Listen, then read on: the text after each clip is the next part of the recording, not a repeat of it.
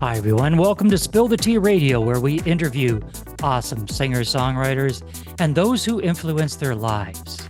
Spill the Tea Radio explores the journey, creativity, and inspiration behind the songs. My next guest is a singer, songwriter, manager, and lead vocalist and guitarist for Ontario-based soul rock band Roadwaves. Roadwaves was conceived a decade ago and now tours across North America, delivering an energetic and emotional experience. They have been named Best New Group and Best Jazz Group at the Niagara Music Awards, which propelled them to a coveted Diamond Award in the 2020 by Niagara Falls Readers' Choice Awards. So let's spill the tea with frontman G Sharp. Welcome, G. Thank you. Thanks for having me. Your name, of course, is synonymous with music. For anyone who knows the scale on a musical instrument will recognize G sharp. Now, G sharp, does anybody ever call you A flat? Or, There's one guy, one guy. my friend, who yells that every time I see him. For those of you who are not musical, G sharp and A flat are the same note, depending upon what scale you're going to play in. But we digress into theory. G, what first got you interested in music? It's a great question. I'm pretty sure it just was a part of me. Like I remember being a kid and always singing along to the radio and always like wanting to. I remember my top three were musician, actor, and something else in the arts, I forget. But I kind of always wanted to play music. And then when I was a kid, I got a guitar for Christmas, and the rest is history. How many songs have you written in the key of G sharp? That's a great question. I would say we have Shine, which is an A flat. I think that's the only one, to be honest. What's the least favorite thing about being a musician?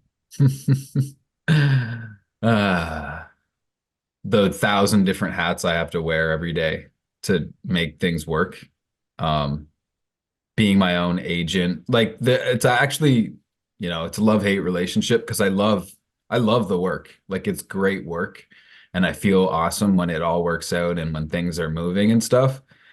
But if somebody knocked on my door today and was like, I'm your new agent, I can get you like way better shows than you can get yourself and stuff like that, I would take it. Obviously, if it was a good deal and we weren't getting ripped off or anything, but I would say, yeah, my least favorite part about it is just all the managerial stuff that you have to do that you kind of are forced into enjoying. What you do for the band, you do the marketing, you do the booking, you get the hotels, arrange meals. You are the project manager for the band. You're the manager, you're the agent, you're the transportation advisor. You do it all. Those skill sets are not synonymous with musicians. No, they're not. How did you develop them? Slowly and terribly, I will say. I'm a big fan of the quote I'm pretty sure it's from the tech industry, which is fail early, fail often, fail forward. Mm-hmm. And it's just like I just started doing it because I wanted to. Luckily, I started young enough that it wasn't such a risk, or like it wasn't putting me in like a dangerous place in my life or anything. Like I started the band when I was 18 and we started touring when I was like 21. So it was early enough that I could make these kind of financially risky decisions and kind of financially stupid. Like we weren't making any money at all for the first couple of years, but I was young enough that we were able to do that. And then over time, just like anything, I just got better and you would get home and just be thinking about how I could make it better next time. And, you start making friends that are also doing that. You have other band leader friends as a community, and they kind of start giving you tips and contacts. And eventually it just snowballs into knowing what you're doing. And once you've been on that tour and you have some credibility with owners of whatever the venues are that you're playing, and they say, yeah, this band is really cool, let's get you back. Like, when can we book you for next year? Exactly. Does that start happening now that you're getting rebooked on the spot? 100%. Most places these days are just a text away. And then it just kind of becomes, it's kind of like, I think of it like a game of Risk almost, is like you have your territories that you've conquered, and then you can now try this new market that's like slightly outside of where, but if you go too far, then you'll just like eat up all your money with Mhm. all these like risky endeavors, right? So it's like, yeah, there's a lot of places that are a text away, and we kind of have secured a fan base and know we can pay the bills if we go there. And then, but there's always that piece of you that's trying to like expand. What was the best piece of advice another musician ever gave you? Hmm.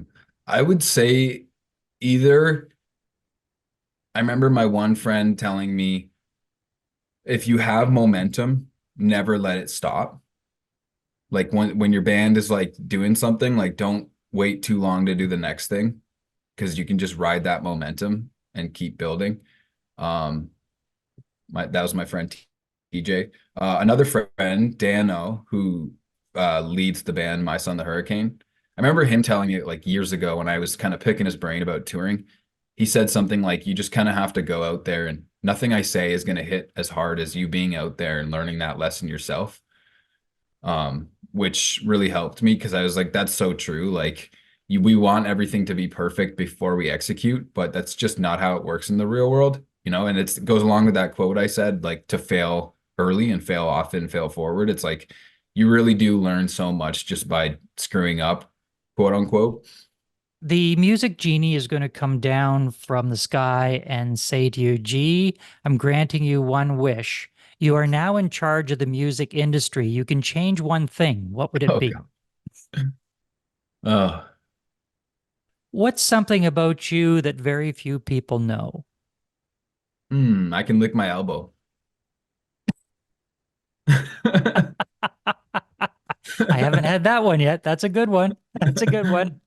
Well, let's get into one of the songs that G wrote. Small World was released on September 23rd, 2022. It was the very first piece of poetry and music that was written during the lockdown. So let's take a listen to Small World by G Sharp.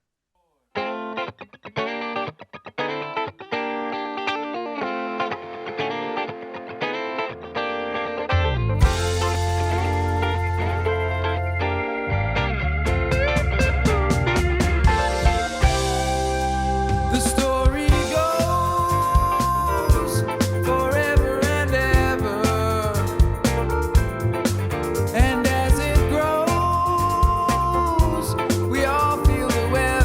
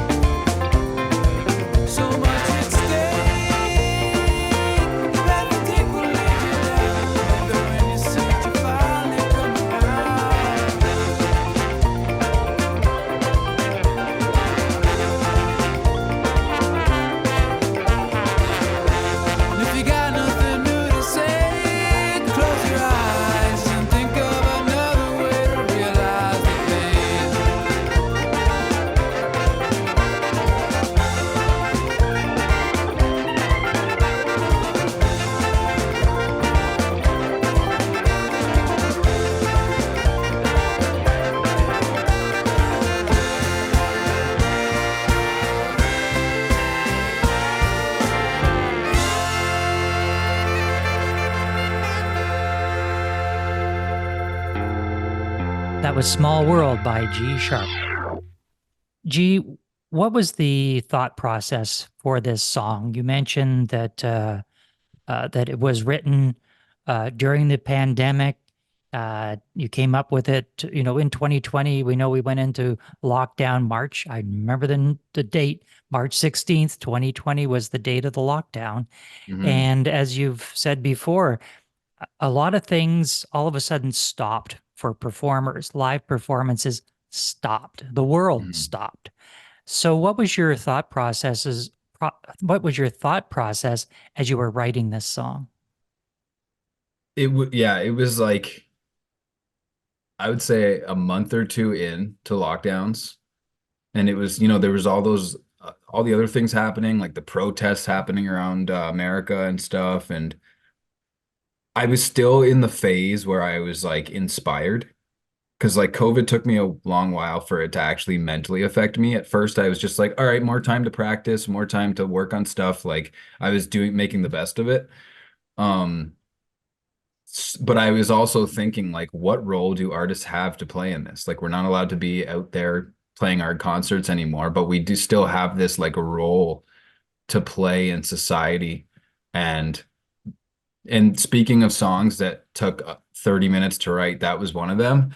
That one just kind of came to me, and the guitars that came to me, and then pretty much the whole entire vocals, all the lyrics. But yeah, it was pretty much just, that song is about like how artists, kind of like I was saying before, find the words to say about things that most people can't find the words to, and just how we like have this role as artists to like witness life, and then take all this input and then output it into something that other people can relate to, and helps them get through life properly and cope properly. So yeah, if you listen to the words in that song, that's pretty much what it's about.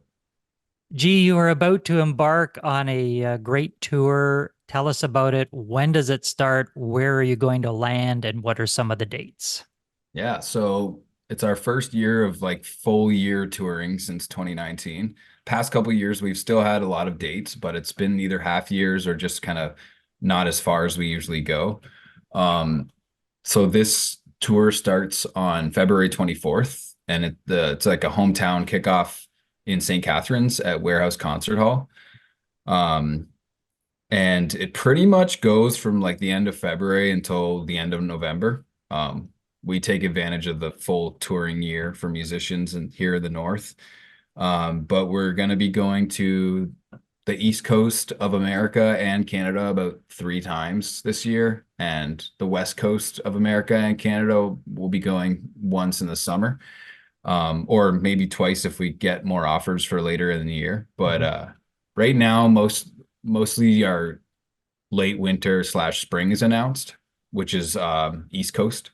So it'll be like, Ontario, Ohio, New York State, New Hampshire, New Brunswick, West Virginia, Maine.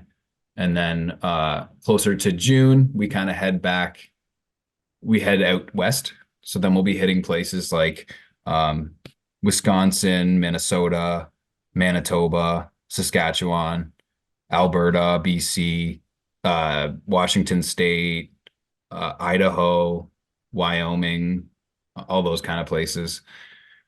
And if people want more information on the dates and venues, where should they go? Roadwaves.ca or roadwavesband.com. We have been in conversation with G Sharp. G, thanks for being with us. Thanks so much for having me.